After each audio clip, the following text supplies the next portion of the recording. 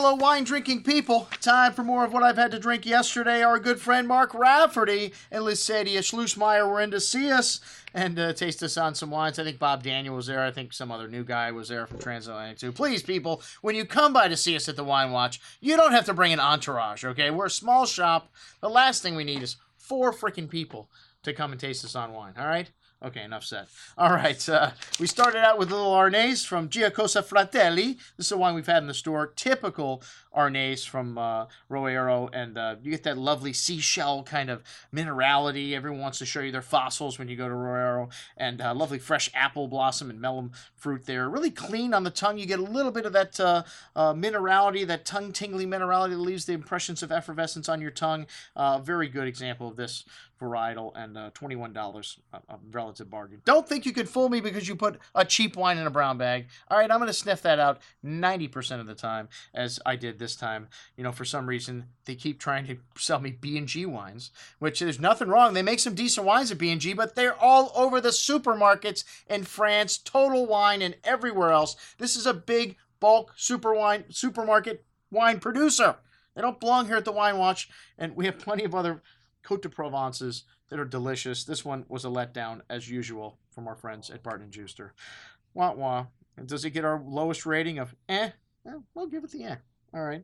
Okay, the Vignamaggi, a very famous producer in Chianti. The vineyards are in Greve in Chianti, one of the greatest areas, and this is 100% Sangiovese, the Terra di Pregnolo. And this wine's got a beautiful bouquet of red berry fruit, dried porcinis, a little red licorice spice in there, smooth and silky tannins on the tongue. A very easy drinking Chianti, but really nice solid core of fruit in these 2012s. They're very forward and charming.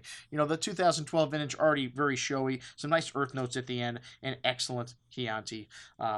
We didn't get the price, but it's reasonably priced. Trust me, I think it's for $30, 25.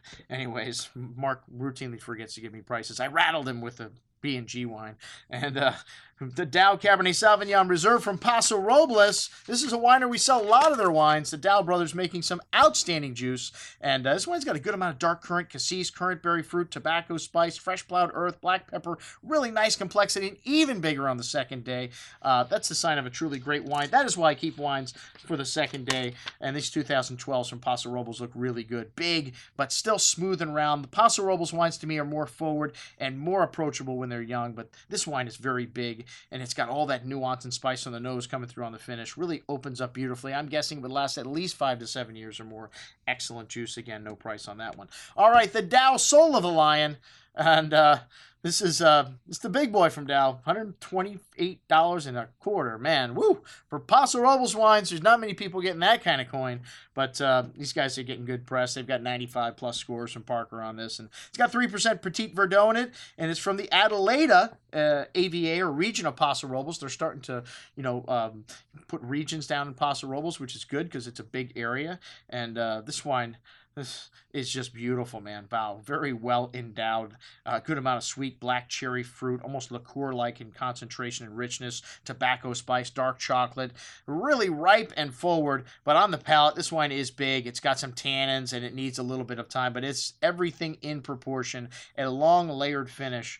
Wow, most excellent. Plus, just a little bit, and it would have been a killer. But very, very good on the second day, and it could get up. Next time I taste it, I may say this is killer juice. But let me tell you, one of the best wines I've had from Paso Robles this year, if not the best.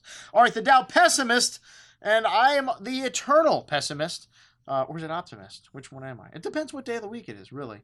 And depends who's showing me wine. And this wine, for some reason, has got this odd aroma to me, almost like a latex kind of.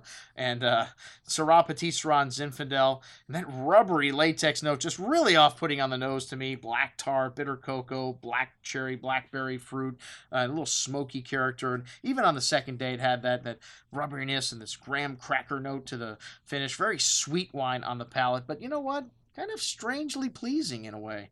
So at 23.25, the pessimist is making an optimist out of me. Oh, anyways. All right, that's what we had to drink with our friends Mark and Liz. I'm your host, Andrew Lampasoni, signing off for the Wine Watch. I'm sorry, I forgot Bob and the rest of the gang there. I'm your host, Andrew Lampasoni, signing off for the Wine Watch, saying, remember, always drink the good stuff first.